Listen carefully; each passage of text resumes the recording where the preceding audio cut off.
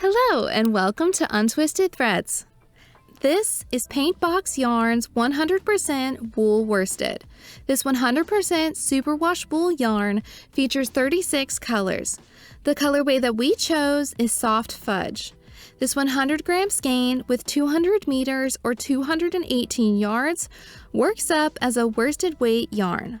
The suggested gauge on 4.5 millimeter needles is 20 stitches in 24 rows per 4 inches or 10 centimeters. For our swatch, I'll be using a 5.5 millimeter needle size. In today's video, we're going to review and score Paintbox Yarns 100% wool worsted using our 5 categories, which are availability, softness, traction, durability, and cost, to help you decide if this is the best yarn for you and your next project. Stay tuned until the end for a few pattern recommendations as well. Let's get started. For availability, we give Paintbox Yarns 100% wool worsted a score of 1.5 out of 5. Paintbox Yarns is one of Lovecraft's in-house labels, meaning their yarn is exclusively sold at Lovecraft's and their partner website in the US, yarn.com. However, Lovecraft's does ship internationally, so although this brand and yarn in particular is not available at other yarn shops or stores, you should still be able to get this yarn fairly easily if you wanted to. For softness, we give it a score of 4 out of 5. This yarn kind of confused me. It says it's a 100% wool, and when I see this, I automatically think it will feel rustic because I don't exactly know what the fiber content is. Wool doesn't exactly narrow it down well enough for me.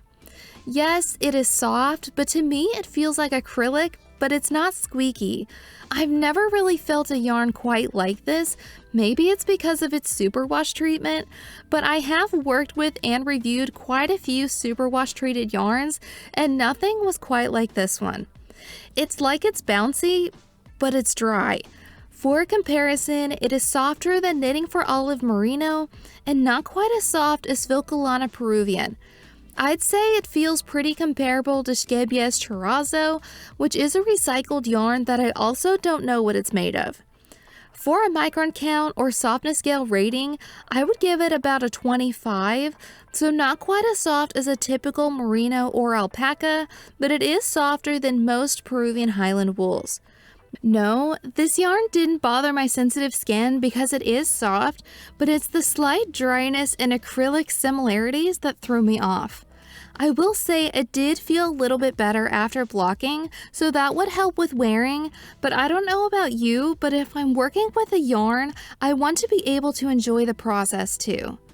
Regardless, wool yarns, especially superwash wool yarns, do have a tendency to stretch and grow when blocking and wearing. If you knit a swatch before starting a project, you can use this growth and bloom to your advantage because you won't have to knit as long of sleeves or a body because it will grow. For traction, we give it a score of 3.5 out of 5. My thoughts and confusion aside, this yarn knit pretty well. Again, similar to how acrylic is squeaky or how cotton is dry and has some grip, I did notice that about this yarn as I was working with it. Especially if you're wanting to work with this yarn in a warmer environment and your hands are warm, it will probably slow you down. It wasn't rustic that it was sticking to my skin, but I did notice a bit of drag as I was knitting. This may be a good option if you're a beginner knitter and don't want a yarn that is too slippery. Even then, I recommend using a metal or nickel-plated needle rather than wood, as you may experience too much traction or grip. For durability, we give it a score of 4.5 out of 5. Now, typically softer yarns don't hold up well to wear and tear and are prone to pilling. But I don't quite know exactly how soft this yarn was before its superwash treatment, so I can't say for certain how fine the fibers are. However, the higher twist of this yarn definitely adds some strength, allowing it to withstand a little bit of greater tension and stress. Luckily, because this yarn has undergone the superwash treatment, you don't have to worry about it felting together. Simply put, this means that you have the ease of making a garment with this yarn and throwing it in the washing machine and it not being 3 sizes smaller when you take it out. For cost, we give it a score of 3.6 out of 5. For being a 100-gram skein, you can expect to pay $11 US per skein. This breaks down to approximately 5 cents per yard, meaning a size medium sweater would cost you about $55 in yarn to make. Because this yarn only comes in 100-gram skeins, it may not be the best option for color work because depending on the design and the number of colors, you would probably have quite a bit of yarn left over in the multiple colors. Overall, we give Paintbox Yarns 100% wool worsted a score of 3.6 out of 5. This yarn kind of stumped me. It was soft and it says it's wool, but it feels like acrylic and was dry, but still bouncy. Personally, if I want to work with a wool yarn, I want it to feel and act like a wool yarn, and unfortunately for that reason, I don't think that I will be reaching for this particular yarn again. However, if you're used to acrylic and enjoy it, but are wanting to branch out into more natural fibers that aren't rustic or won't irritate your skin, this could be an option for you to try out. So we had a little look on Ravelry and wanted to share a few pattern recommendations with you, hopefully to inspire you if you're wanting to use this yarn for a project of your own. The first pattern is the Gem Sweater by Irene Lin. It comes in 7 sizes, recommends 44 centimeters or 17¼ inches of positive ease, and a 5mm needle size. It is knitted by starting at the back from the top down to the base of the armholes. Then, both fronts are picked up and knitted separately, working from the top down to the edge of the front neck. After joining both pieces, the front is worked to the armhole, and then the front and back are joined and knitted in the round down to the hem. Lastly, you will pick up stitches and knit the sleeves.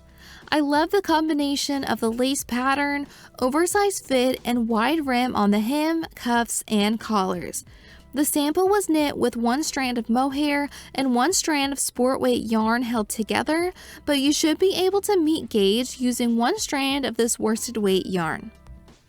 The next pattern is the Unisex Scarf by Malevich.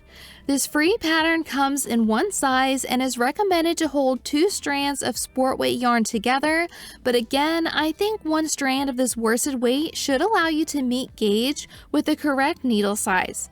After blocking, the sample scarf measured 30 centimeters in width and 200 centimeters in length, but what I love about scarves is that the length can easily be customized to your liking.